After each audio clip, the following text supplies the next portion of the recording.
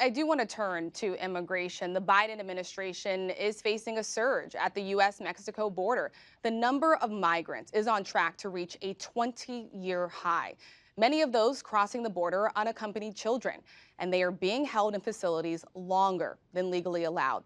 House Republicans visited the border earlier this week and blamed President Biden's policies for the increase. Who knows what dangers and who doesn't make it?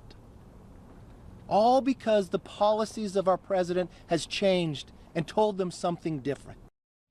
And in an exclusive interview with my colleague George Stephanopoulos at ABC News, President Biden had a warning for migrants. Take a listen.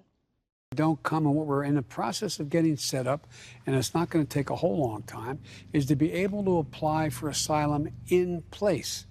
So don't leave your town or city or community. The president also said this week he's not planning on traveling to the border anytime soon. So, Jacob, you have covered immigration extensively for years. What exactly is happening at the border right now?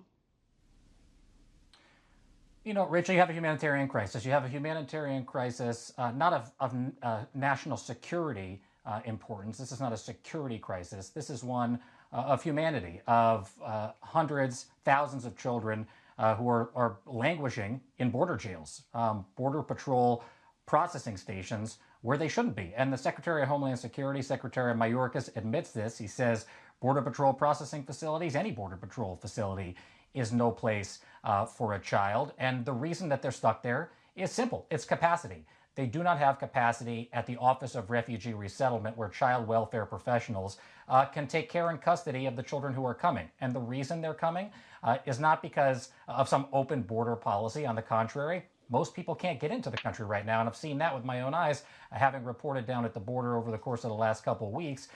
The issue here is the fact that the Biden administration has reversed some of the Trump administration policies, including this Title 42 public health regulation that has kept everyone out of the country. Now they're starting to let unaccompanied migrant children into the country in the name of a fair and safe and orderly immigration process, but that has created logistical challenges on the ground. And part of the problem is we as journalists are not able to explain what's going on, I think, to the larger American public, because the Biden administration at this point is not letting us inside, which I think is critical for them to do. The Trump administration did it at the height of the separations to show us the cruelty of those policies.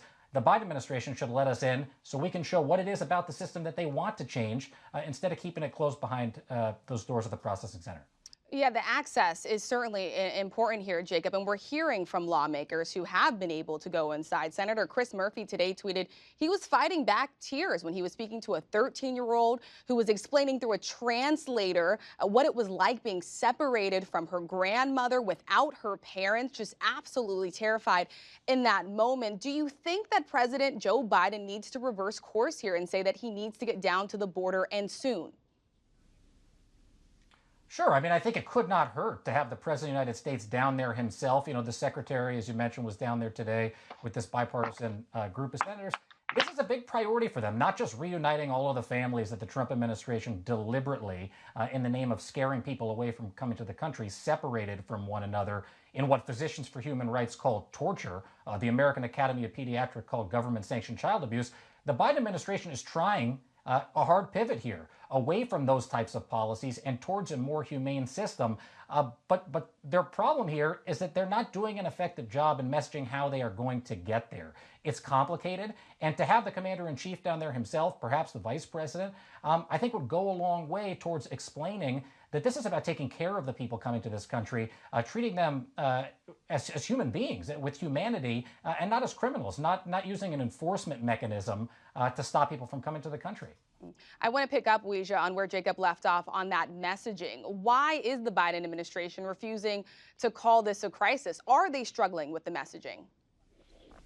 I think they are, Rachel, because they are saying other things that indicates this is a humanitarian crisis. For example, you mentioned that the Homeland Security Secretary Mayorkas said in a lengthy statement that they are expecting a surge that they haven't seen in 20 years. Well, just 7 years ago, under the Obama administration, there was a similar surge of young migrants. And at that time, then President Obama said it was a humanitarian crisis. So if the numbers now are greater than they were back then certainly, you talk about words matter again. This is a crisis rather than a challenge that we keep hearing from the White House. But of course, President Biden hasn't been there for that long, and no incoming president wants to acknowledge that they have a crisis on their hands.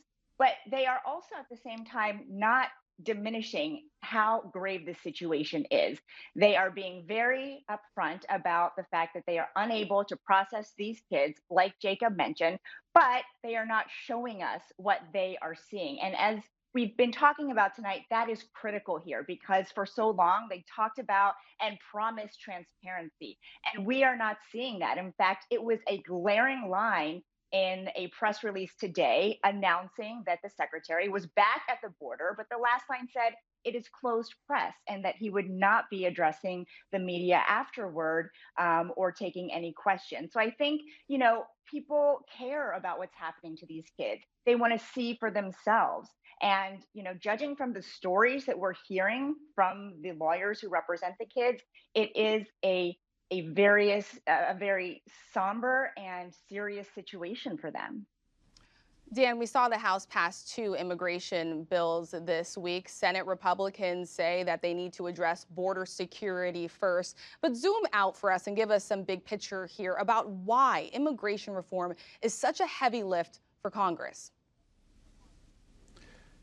Rachel, I think that the main reason is that there is a core of the Republican Party base which is firmly against many of these proposals on immigration, particularly anything that would provide legal status or path to citizenship for people who are here illegally and who've been here for many, many years illegally. They're estimated 11 million or thereabouts. And that has created a roadblock in Congress. Republican President George W. Bush tried to do this during his administration and was blocked by his own party. President Obama, during his administration, there was a bipartisan group in the Senate, the Gang of Eight, who produced a bill that came out of the Senate that made a lot of changes. It died in the Republican House. Now you have the Democrats in the House passing a legislation that would provide legal status for the Dreamers and some others. That now goes to the Senate, but there's no indication that there are many more votes among Republicans in the Senate that would get over the 60-vote threshold that we're talking about. And so it's part of the general paralysis of our politics that essentially a minority can block some significant legislation that has broad support. I mean, most of the main issues or changes in the Democrats' bill are popular among both Republicans and Democrats. I mean, the idea of providing a path to citizenship for those who have been here for a long time enjoys something like 80% support.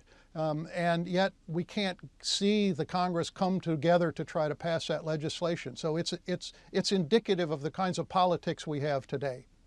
Laura, we just have 10 seconds left. Quick question for you. Does President Joe Biden make this his next priority?